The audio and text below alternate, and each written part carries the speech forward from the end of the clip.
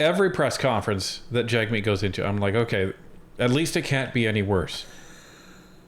And then I'm proven wrong every single time. Surely he can't say anything dumber than last time, right?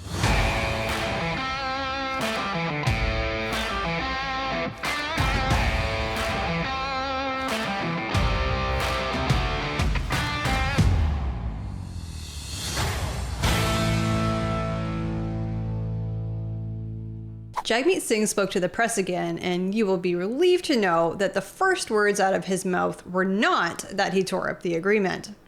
You will, however, hear a level of gaslighting that is rare even in the world of the NDP, as he now pretends there never was a supply and confidence agreement. Let's take a look. So first off, I got to say, we've been having a really good time here in Montreal. Alexandre's been a great host. This is his city, as he likes to remind us. And we've had an awesome time spending time with Craig Sauvé at his campaign office. Thanks to folks that were there to see the energy in the campaign office. We went door to door, and we brought the MPs on a subway ride, which folks really enjoyed, to get to the office. What? It's like when we take our kid to the merry-go-round. It's like an amusement to him. Like, have his MPs never been on a subway? Like, they're so, what's the right word? Elevated that they don't go on the subway with us common folk. Yeah, they've never slummed it up with the plebs on riding the subway. Like I've never been on the Montreal subway, I'll admit that. But we used to live in Toronto, and we used to take the subway to work almost every day. Every day. And that's like saying, oh, we went on a bus ride. Yeah, so you didn't have to get in your Audi or your BMW or, you know, your Mercedes, whatever, or maybe you drive a Bugatti. I don't know. I don't even think they drive. Like, Jagmeet's probably chauffeured around. Oh, probably. by the common folk, as you say. You know, it's amazing. Every press conference that Jagmeet goes into, I'm like, okay, at least it can't be any worse.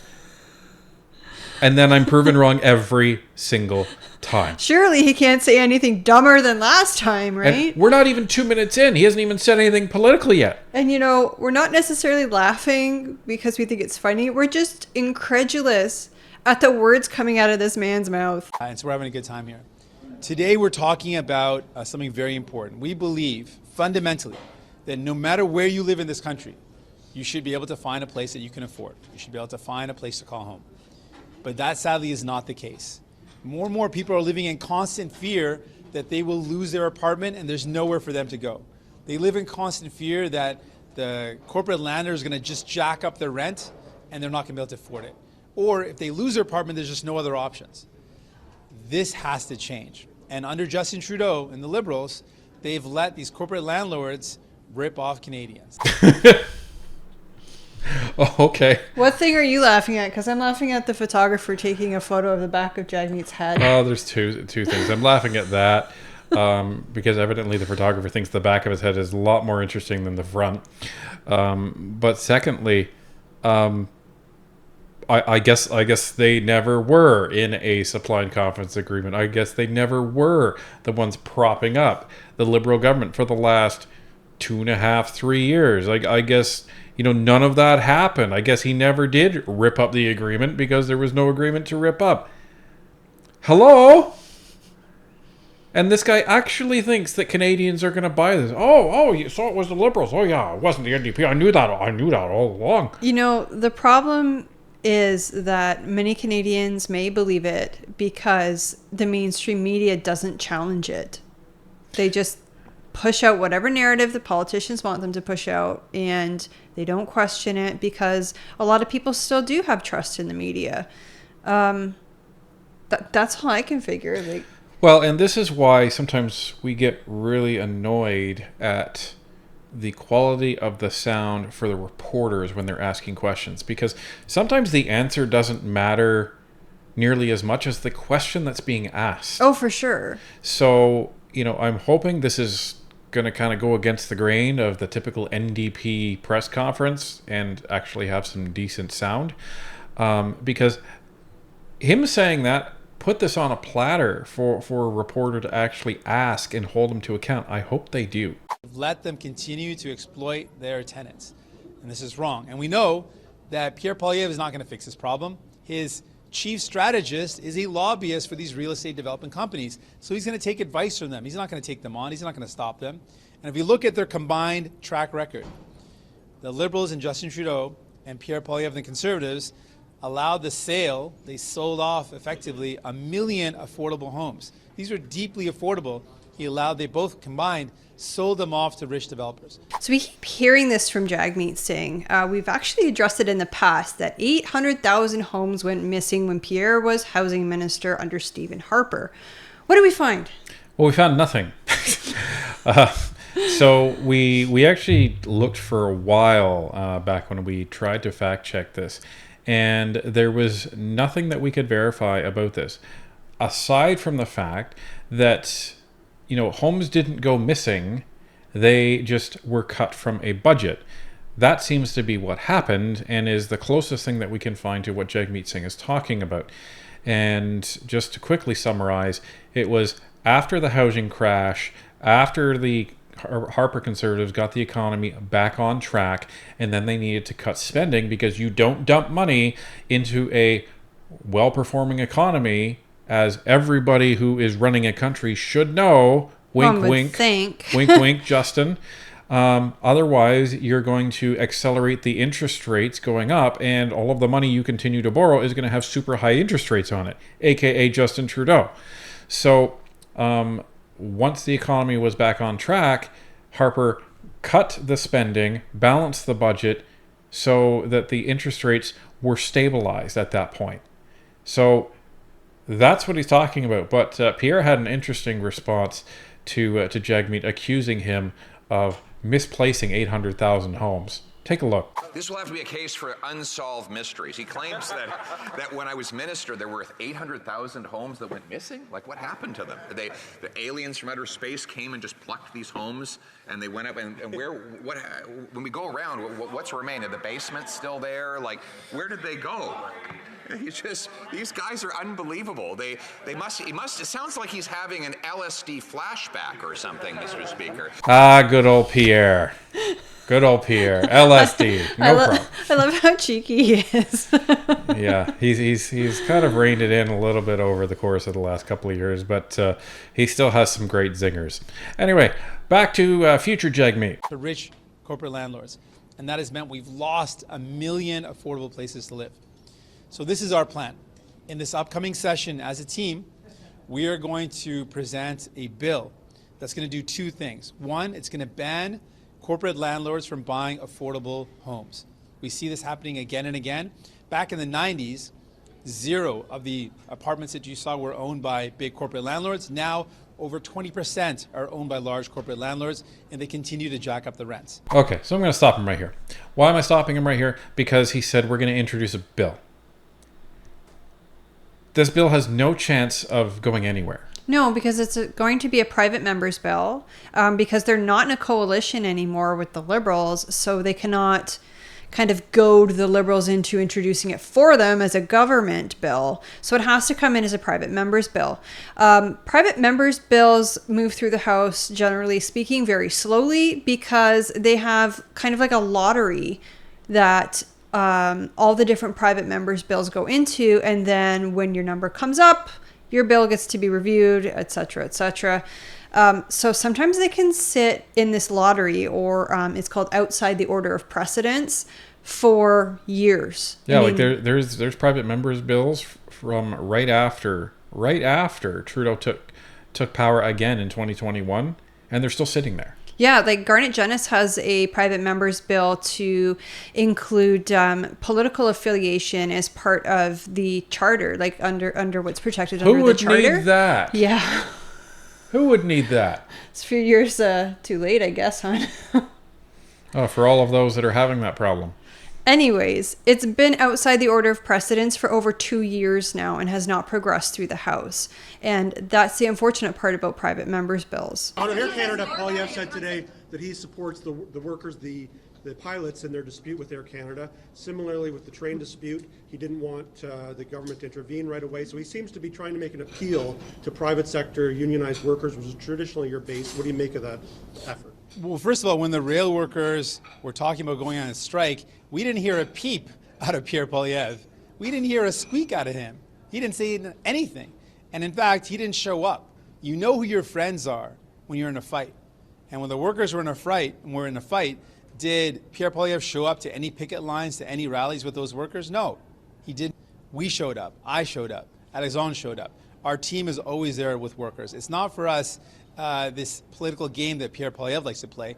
We always show up for working people. We always have their backs. When it comes to Air Canada, we want to again make it very clear. While Conservatives and Liberals lean on back-to-work legislation, they both have done that. Pierre Poilievre has voted in favor of back-to-work legislation multiple times. He has forced workers back to work, undermining their rights many times. Don't let him fool you. Okay.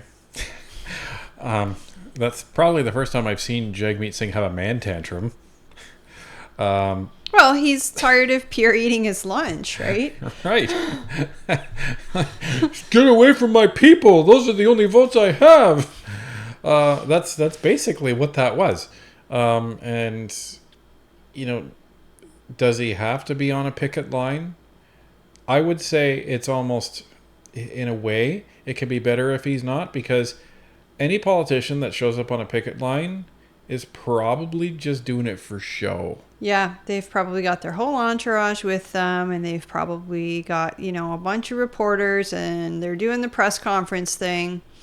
It becomes disingenuous. You have spent 2 days here. Are you saying that your only priority heading into the fall sitting is a private member's bill on housing? What else are the NDP going to prioritize? We mentioned yesterday one of our other major priorities is the fact that people are really hurting when it comes to the cost of groceries. And we've said that putting in place a price cap immediately would lower the price of food essentials like bread and baby formula, immediately lower those food essentials to give people some relief.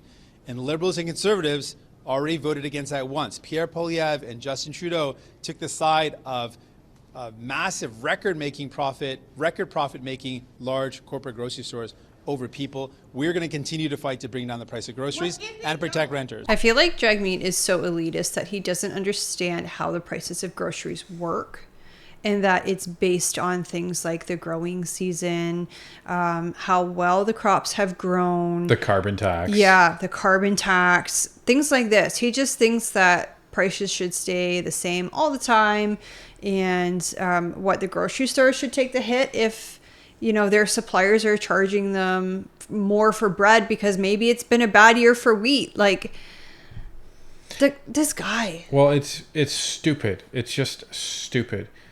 So you want to take one industry and put a price cap on goods in that industry. Well, and that should scare the hell out of everybody, because now it's grocery stores. What about, you know, next month if it's your industry?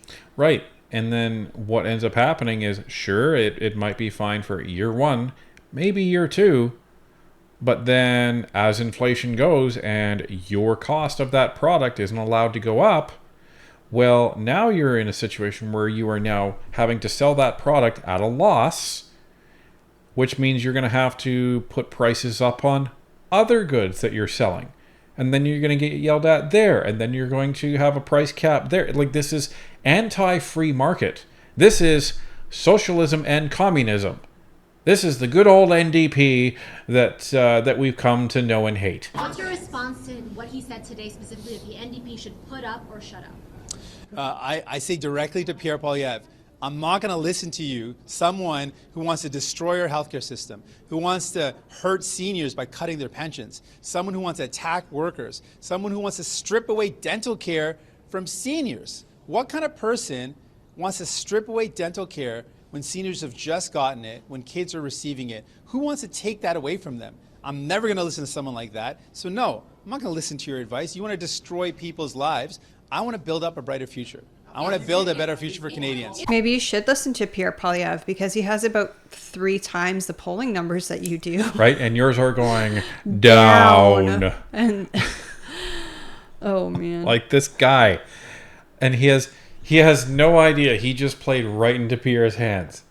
Like, Pierre knew he would say something stupid like this. I think we all know he would say something stupid like that. Yeah, you know, high five, Jagmeet. Like, so you've given Pierre his next talking point. Did you hear Sellout sing? He admitted he is selling out Canadians. Well, and then the most ridiculous thing is all these points that he's rattling off that Pierre is going to cut this and that and whatever. I've never heard Pierre say any of those things. No, he's just, making crap up. But, that's all the NDP have at this point, is just making crap Well, up. and that's it. They fearmonger, right? And then they accuse, channels like Northern Perspective of fearmongering. Right? When all we're doing is trying to cut through the BS, and there's a pile of it. We have said by ripping up the agreement with Justin Trudeau, I know that makes an election more likely than before. There will be an election. There will be an election at some point, and that election is going to be a choice. Even the guy behind him is like laughing because he's just like, oh, you're into this again. Like, this is the scripted talking point. So even his own guy behind him is like trying not to smile because he knows it's ridiculous, and he's been torn to shreds over the last week over it. So when your own guy's laughing at you, you may want to change it up. Pierre Poilievre, who wants to cut the things you need, or New Democrats who want to give back people hope?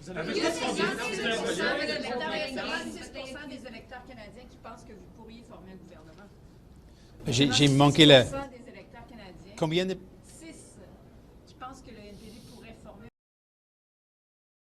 Ça, c'est le choix dans la prochaine élection. Vous attaquez Pierre Poilievre encore aujourd'hui, vous attaquez Pierre Poilievre, vous dites qu'il n'y a pas de collaboration possible avec Pierre Poilievre. Pourquoi vous ouvrez encore la porte à... Yeah. Can I just ask you about a term that Poilievre keeps calling you, or a name? He keeps calling you Sellout Singh. We heard from Minister Harjit Sajjan earlier today in Nanaimo that he said that is a very, very racist term. As a Sikh man, he sees it as that way. How do you see it? I think what Pierre Poilievre is doing, and the Conservatives have done for a long time, they like to insult. They like to make things about petty insults and make things about attacking people personally. You see, what I do is I attack what he's going to do to Canadians. I'm concerned that Pierre Poilievre's vision of Canada is to tear down our healthcare system. And so I attack him on the policy that he's going to hurt Canadians by tearing down our healthcare system, and so you're going to have to pay out of pocket to the care you need. I think that is horrible. I think that's bad. But I attack him on his policies, on his bad decisions, on his track record. He likes to insult people and call people names. I think that shows you what type of person he is. And that's going to be an important part of the decision Canadians make in the next election. Do you want someone who pays petty insults and insults people personally, or someone who's actually going to fight for you to make sure you have a good healthcare system? That's a part of the choice Canadians have in the next election. So basically, he's admitted to, making up scenarios in his own head and saying that Pierre Poilievre is going to do those things and that he needs to protect Canadians from Pierre Poilievre doing those hypothetical things. Yeah, the imaginary policies that Pierre hasn't talked about, but Jagmeet Singh is just, making up on the fly, and so he's attacking those imaginary policies. Got it. And when Pierre calls you Sellout Singh, is it an insult if it's true? That's the question. Do you say the Conservatives are playing games? They say that this was a trick ripping up the deal. Can you explain to Canadians why you did this? Because you had to have known these questions were going to come up about how you would vote in a non-confidence vote. We're going to do one more after this one. Sure. So we made it really clear with tearing up the agreement with Justin Trudeau and the Liberals, we got a lot of things done, important things that we forced this government to do. We brought in dental care, the steps for pharmacare, anti-scab legislation. So we got a lot of concrete things done. It became very clear that on fighting back against conservative cuts and taking on corporate greed, which is driving up the cost of your groceries, the cost of your rent, the Liberals and Justin Trudeau were simply too weak and too beholden to corporate interests to do what was necessary. That sounds like the exact thing, verbatim, that he said the other day. Yeah, but what the hell is he talking about when he says, oh, well, the Liberals weren't fighting back against conservative cuts? What the hell are you talking about? Does he mean like when Harper was in power and the NDP were actually the official opposition? I don't know, but it's like the most bizarre thing. What? Well, you were okay. Let's run with that. You were apparently fine with the quote unquote conservative cuts that the Conservatives don't have the power to do because they're the official opposition, and you were in power with the government. So you went along with these imaginary things. Wow, maybe he does take LSD. We made a decision that we can no longer continue the agreement, and we've ripped up the agreement. Now we're back in a standard minority government where we're going to make a decision based on every vote that's in front of us.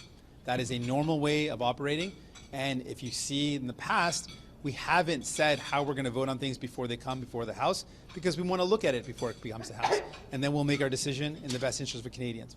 Pretty standard operating how minority governments function. That's what we're saying. No, sorry, Jagmeet. No. You came out saying that Canadians have had enough of Justin Trudeau. They're done with him. So that means that you're going to take down the government. That's what that means. That's what it should mean. But he has said that he kind of prefers the devil he knows, meaning the Liberals, over the Conservatives who are just going to do such horrible things to this country. He's standing in the way of Canadians being able to choose our own Prime Minister and the leader of our country and which party should be governing. Because Jagmeet knows best. Well, and that's just it. He, as one single person, is making the decision for all 40 million of us. That is not a democracy.